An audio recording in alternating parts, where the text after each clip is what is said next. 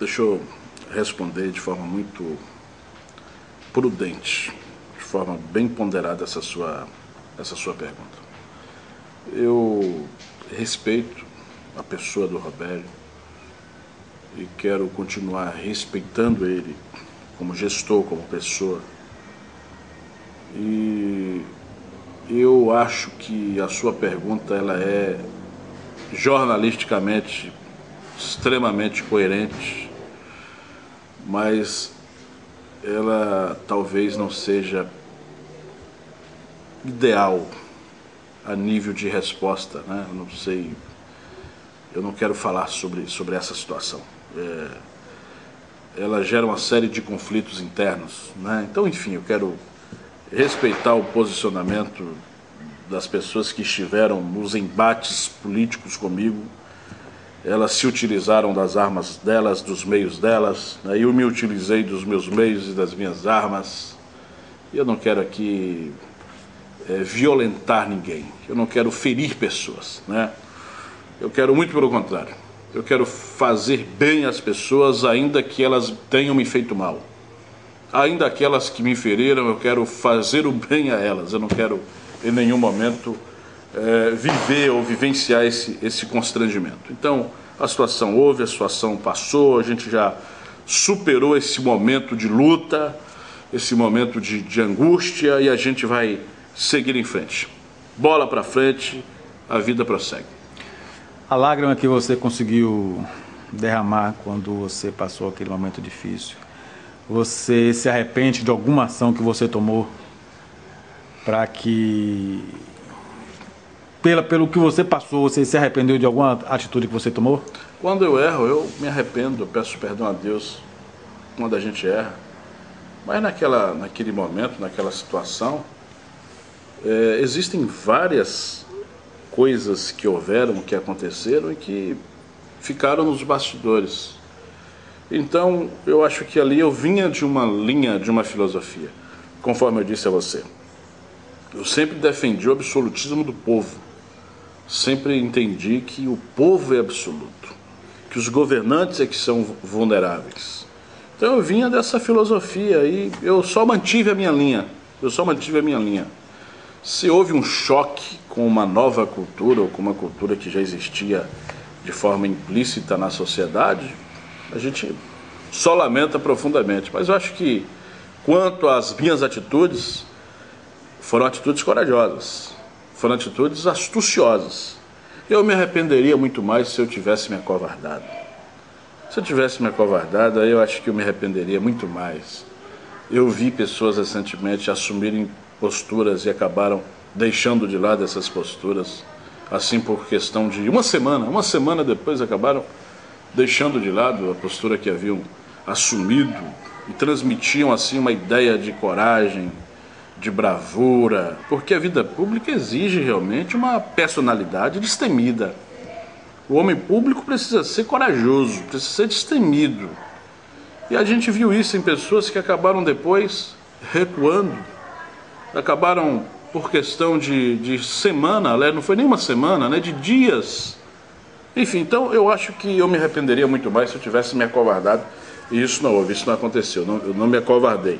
Os meus pecados, os meus erros foram por excessos, né? Todos os homens que se excederam, que erraram por excesso, foram aqueles que conseguiram provocar transformações históricas, conseguiram revolucionar a história da humanidade.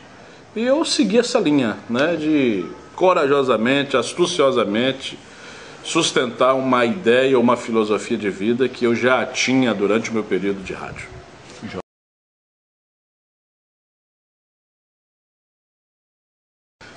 Eu na sua situação, eu faria exatamente essa pergunta. E faria essa leitura também, diante da resposta que eu dei. Mas eu quero colocar aqui o seguinte: existem aqueles na sociedade que entenderam que a atitude da vice-prefeita não foi correta. E existem aqueles na sociedade que entenderam também que a atitude da vice-prefeita foi correta. Então cabe o povo aí tirar suas conclusões, fazer sua reflexão, a própria Maria refletir. Gosto da pessoa da Maria, gosto da figura pública da Maria. A atitude dela gerou uma série de discussões, né, nos mais variados segmentos da sociedade. Fez uma mudança, neonapolitana, né? E regional. Uma mudança, né? Fez uma grande mudança, impactou aí, surpreendeu muita gente. Minha posição é de respeito à decisão dela. Minha posição é de respeito à decisão dela. Respeito à decisão que foi tomada. E se foi certa ou errada, acho que isso o futuro vai dizer. É o futuro quem vai responder mais contundentemente essa sua pergunta, mais coerentemente essa sua pergunta. Porque a gente fica muito naquela fase da conjectura, né? Fica conjecturando, fica especulando. Mas o futuro, o tempo é quem vai dizer.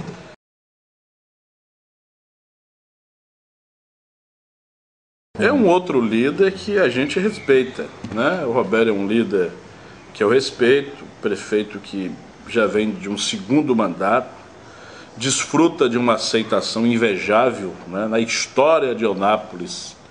Talvez esse tenha sido o único prefeito que tenha ostentado uma aprovação, um índice de aprovação tão alto quanto esse que a gente tem visto aí nas pesquisas.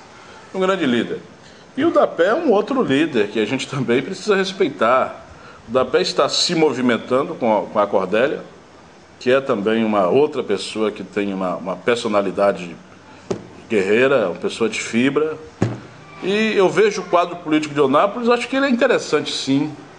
Existem os interesses, conforme já disse anteriormente, as conveniências políticas que acabam fazendo com que haja esse choque de pessoas, não é nem o choque de ideias, é o choque de pessoas, ou seja, a pessoalidade colocada como convicção política. Isso é muito ruim. A gente precisa ter uma visão impessoal, a visão de impessoalidade. Você precisa enxergar a pessoa que representará uma personalidade jurídica de maior relevância, que é o governo municipal, que é o executivo municipal. Então a gente precisa ter cautela para a gente se conduzir nessa situação toda. Tenho uma afeição à candidatura do Neto, acho interessante, um jovem eunapolitano. Tenho respeito à candidatura da Cordélia, uma pessoa de personalidade, jovem também eunapolitano. Enfim, esse é o meu comportamento. E as pessoas dizem, J. Batista está escorregadio. Não é estar escorregadio, é essa a realidade. Eu coloquei agora há pouco, eu não posso ser pessoal. Às vezes você gosta muito do seu filho. Eu quero até citar um exemplo. Seu filho é um médico, mas se seu filho não for um bom médico, você não vai se submeter ou submeter a ele uma intervenção cirúrgica, né? A sua pessoa, você vai querer colocar o que? A sua impessoalidade. Pessoalmente, você gostaria que fosse ele, mas impessoalmente você vai buscar aquilo que for melhor, aquilo que for mais interessante. E na vida pública não é diferente.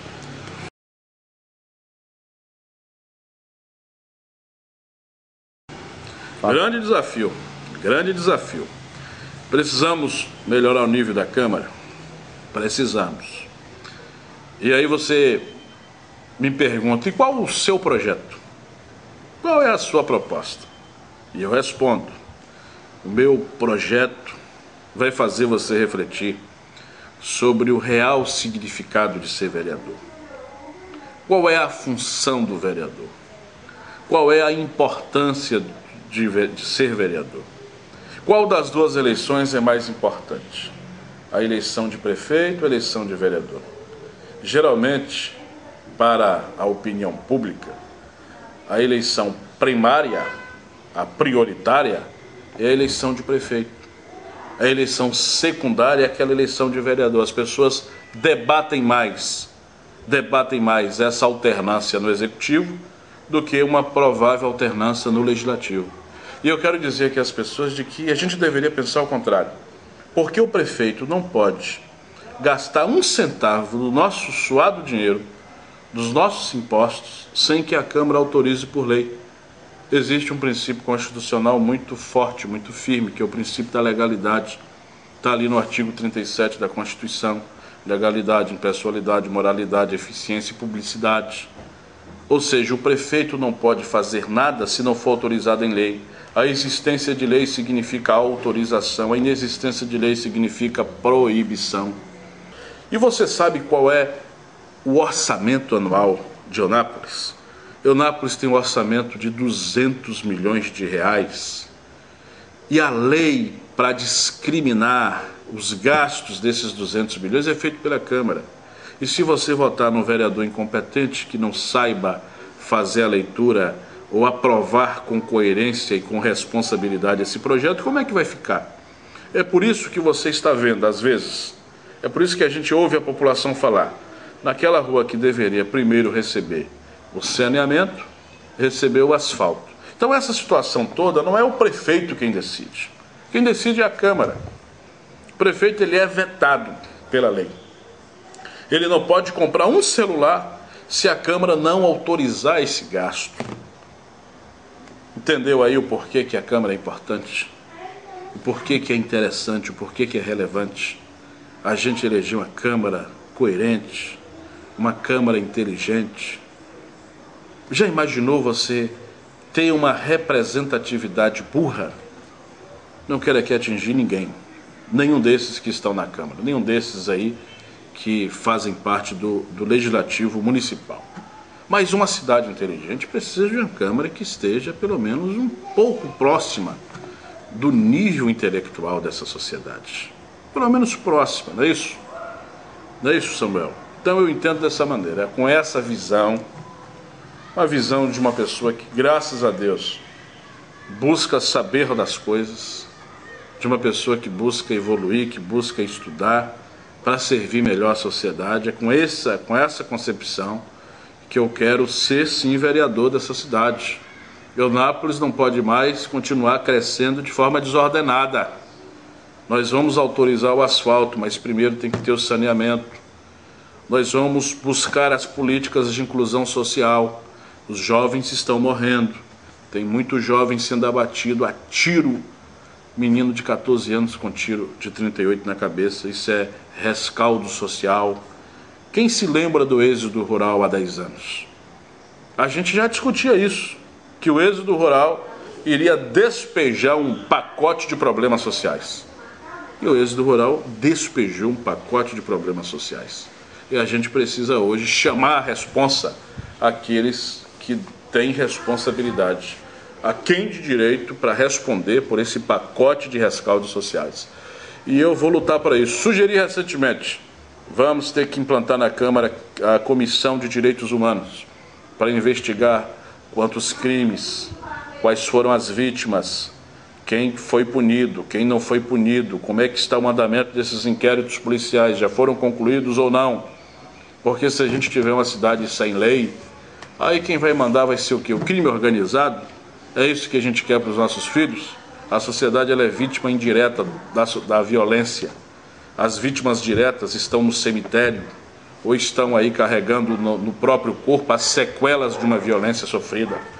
Então, gente, eu tenho muito a dizer, mas eu sei que o tempo é curto. Então, eu tenho muitas situações para a gente passar horas aqui desenvolvendo um amplo debate. Mas eu sei que o seu tempo também é limitado. Eu acho que o que eu falei já é suficiente para você refletir.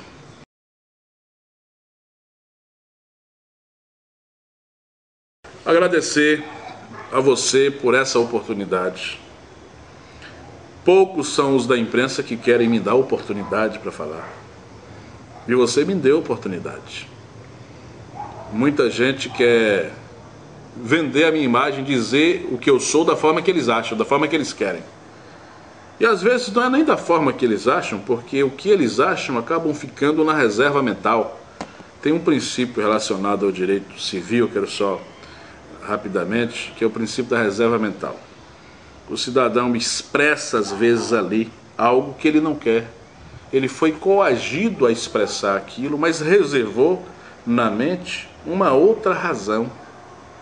Um direito que não foi expresso. Então surgiu no direito civil esse princípio da reserva mental. Então existem muitos se utilizando indiretamente desse princípio.